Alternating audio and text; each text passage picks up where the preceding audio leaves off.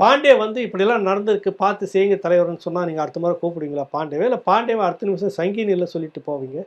இப்போ மட்டும் பாண்டேவை எப்படி கூப்பிட்றீங்க? அது எப்படி உங்களுக்கு உங்களுக்கு ஒத்துதுற ஆட்களை மட்டும் பாண்டே வந்து எதிர்ப்பாளர்லாம் நான் சொல்லலை. அவர் பாஜகவில் ஒரு கால், ஆளுங்கட்சியில் ஒரு கால். திராவிடமும் தேசியமும் ரெண்டு கண்ணுன்ற மாதிரி ஓடிக்கிட்டே இருப்பார்.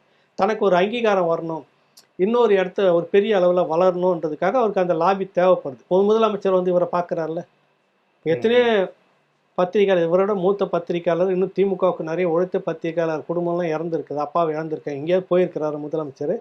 ஏன் பாண்டிய வீட்டுக்கு மட்டும் போகிறாரு? அந்த பார்ப்பன பூநூல் வந்து வேணும் அவருக்கு. அங்கே வந்து பாப்பான் பூநூல் இந்த விஷயம்லாம் பேச மாட்டார். அவர் லாபி நாளைக்கு பாண்டிய நமக்காக பேசுறதுக்கு வேணும். வி சேகரையா வலிந்து வலிந்து கூட வச்சுட்டு இருக்கிறீங்க. அவர் திராவிடர், நானும் ஒரு திராவிடன்னு சொல்லிட்டாராம். உடனே கூப்பிட்டு வச்சுக்கிட்டாங்களாம். இப்போ நேற்று வரைக்கும் என்ன சொல்லிட்டு இருந்தீங்க நீங்கள்?